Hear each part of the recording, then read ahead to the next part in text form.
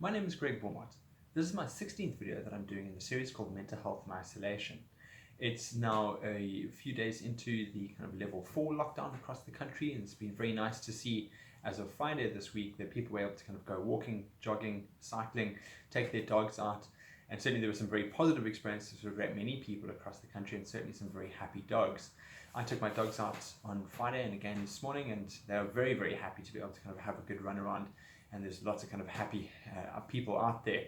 Certainly it's been lovely to see people out in the streets, respecting using kind of face masks, lots of running, cycling around here in Makanda, and certainly across the country. People have spoken very positively about their experiences of kind of a bit of freedom and a bit of breathing room. Still, there's uncertainty ahead, and we've got a lot of challenges ahead in South Africa.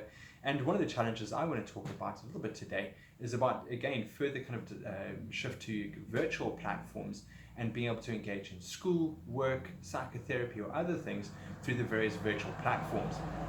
I've had a few more sessions in the last couple of weeks with clients and virtual platforms and conversations with people, and been watching a few videos myself of people doing vlogs and blogs and various other kinds of things. And I want to kind of just offer some practical tools to be able to help you as you kind of going through schoolwork or other kind of various activities on virtual platforms. So because of these virtual platforms, and they are virtual, what it has done is really kind of pushed our communication styles and styles of interaction, the dynamics that are taking place, and patterns of kind of interaction, the usual conventions that we've had about sitting around a board meeting table or in a classroom or in a lecture venue has not quite gone out the window, but it's certainly changed significantly. We don't have the opportunity to be able to kind of see the other person in the same ways that we previously have. And I want to talk a little bit about kind of how we've lost sight, literally and figuratively, of the person on the other side. We're now confronted, as you can see me here, in a talking head situation. We can't see some of the micro expressions, only every now and again. For example, do you see my hands? So because of this kind of change in actions and the change in dynamics and what I want to call kind of like this constant gaze, you can't lose sight of the other person if there's kind of 6 or 8 people in a screen at the same time. It causes a lot of anxiety for a number of people, and I have several clients who are very uncomfortable doing the video kind of format of a virtual interaction. They say that they prefer kind of just the audio because they're very mindful of how they're coming across and how they're looking in this kind of video platform, and because there is this kind of this constant gaze and a hyper awareness of someone can be watching me at any time.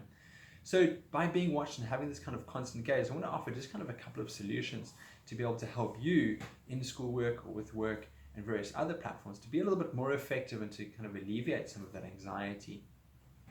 So one of the most important things I think is that we have to accept that eye contact is not going to always necessarily be in the same way.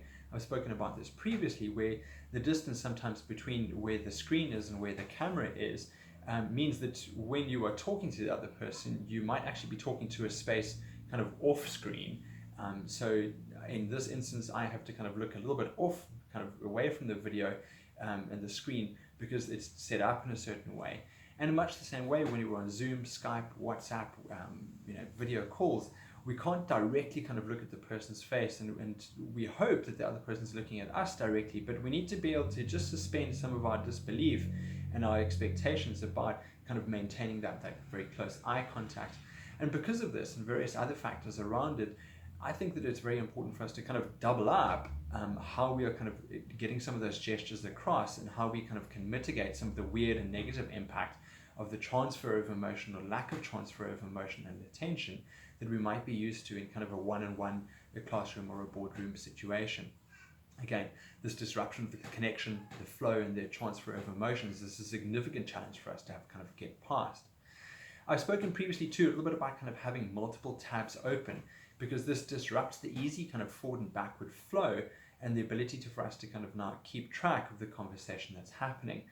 There's the kind of giveaway click click sound, or the touch touch touch as we kind of someone is busy typing a message or responding on another platform, in a messaging or an email or otherwise. So an important thing I think is to be able to kind of exclude and get away from some of those other distractions. Close various tabs. Keep the virtual platform open. Maybe if you're doing schoolwork or in a board meeting, you do have to jump between kind of exercises, minutes, various other documents.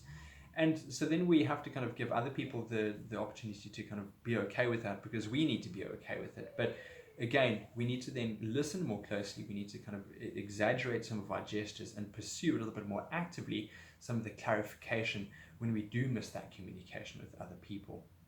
So if someone's not looking at it, doesn't mean that they're not kind of paying attention. And therefore, just kind of double check in, hey dude, did you kind of hear what I was saying there? Or being able to kind of connect with the colleague, with the person on the other side, going, did you hear what I said? Or do you following what I'm saying? Are we on the same track? And those very simple little kind of checking in moments can really go a long way to enhance communication and to be able to facilitate a very productive, and as I've previously said, an impactful session. I've also spoken about the importance of having a clear view. I've spoken to people where I've asked them to kind of sit up out of bed and be erect and be able to kind of create a nice view, not just a nice background, my lovely bonsai plant and the like, but to be able to get a clear kind of image of the other person, because then you're clearly not being distracted and you can see and read some of those micro expressions in the other person. You can see there I'm using my hands quite a bit, and that's a very useful way to be able to kind of convey emotion a little bit more, because we don't get that same energy transfer. So use your hand gestures and various different activities to be able to communicate that you are following, you are listening.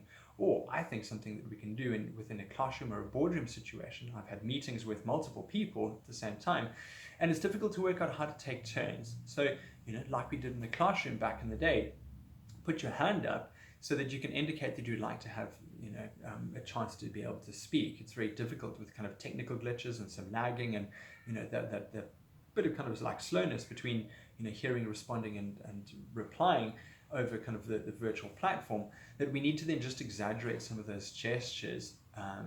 We can maybe use some of the typing, instant messaging in parallel. But an important thing is about trying kind of show that you are engaged and that you are connected and you're clarifying what's happening for the other person. So I think my final point for today is about being direct, about being clear, and about being quick when it comes to meetings. I've heard a lovely story once of a headmaster at a school who said that no meeting is going to last more than 60 minutes. And when the time reached 61 minutes, he stood up, closed his books, and he walked out, much to the shock and horror of everyone. So in these meetings and in these virtual platforms, be direct, be clear, be quick, so that we can get past the technical glitches, you can get clear instructions, and you can have the good debate and the conversation that you need to have that's productive.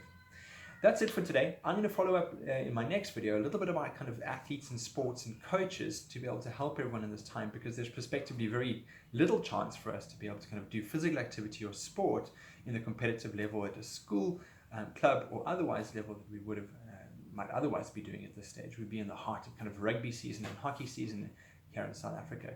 So I'm going to talk a little bit more about that next time. But if you have any questions, there's things that you'd like to know, please do get back to me via message or email, and I will try and reply to you as soon as I can. I look forward to the next video. Cheers then. Bye.